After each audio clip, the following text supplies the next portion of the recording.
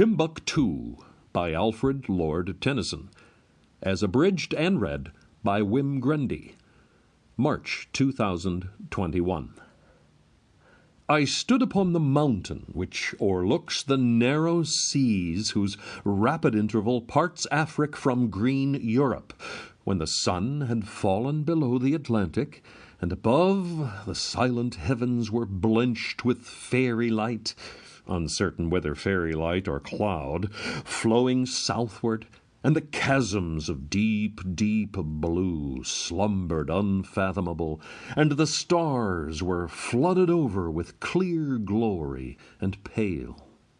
I gazed upon the sheeny coast beyond, there where the giant of old time infixed the limits of his prowess, pillars high, long time erased from earth, even as the sea, when weary of wild inroad, buildeth up huge mounds whereby to stay his yeasty waves.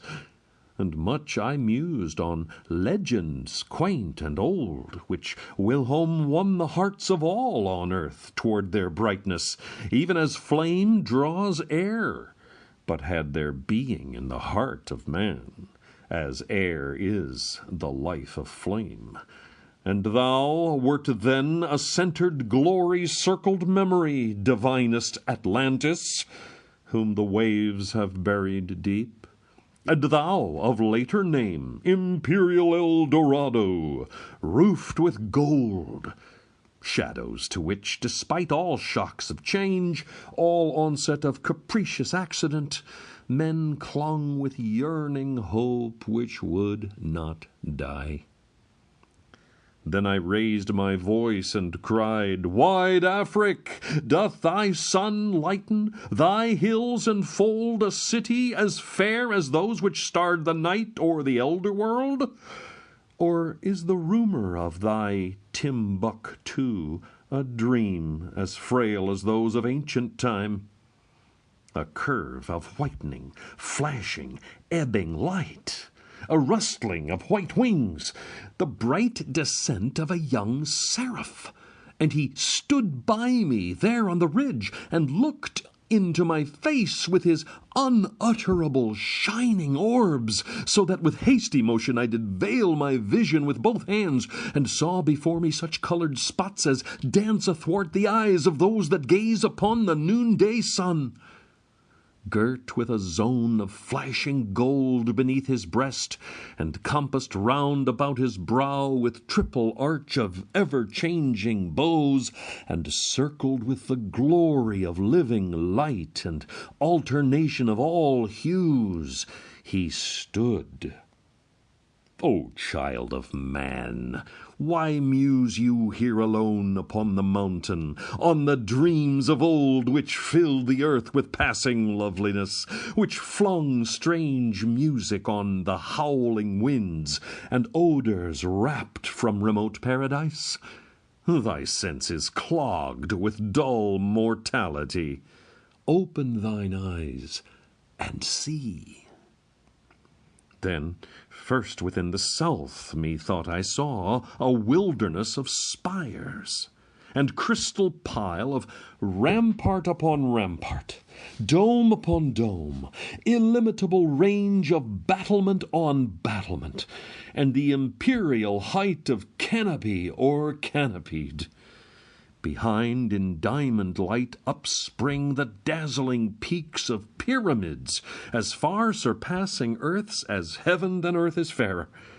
Each aloft upon his narrowed eminence bore globes of wheeling suns, or stars, or semblances of either, showering circular abyss of radiance.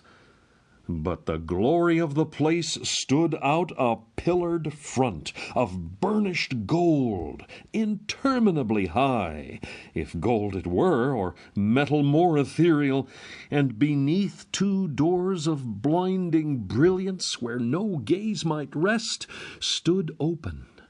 and the eye could scan, through length of porch and valve and boundless hall,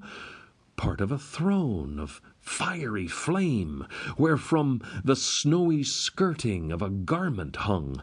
and glimpse of multitudes that ministered around it.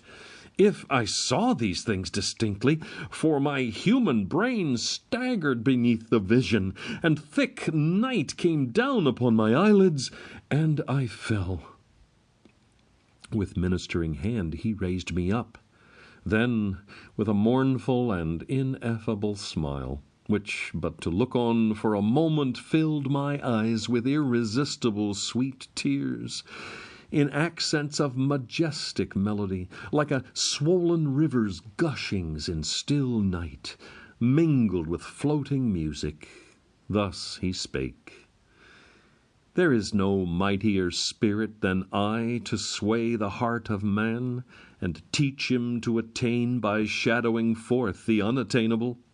and step by step to scale that mighty stair whose landing place is wrapped with clouds of glory of heaven. I am the spirit, the permeating life which courseth through all the intricate and labyrinthine veins of the great vine of fable, which, outspread with growth of shadowing leaf and clusters rare, reacheth to every corner under heaven, deep rooted in the living soil of truth, so that men's hopes and fears take refuge in the fragrance of its complicated glooms and cool impeached twilights. Child of man, seest thou yon river, whose translucent wave, forth issuing from the darkness, windeth through the argent streets of the city, imaging the soft inversion of her tremulous domes, her gardens frequent with the stately palm, her pagodes hung with music of sweet bells,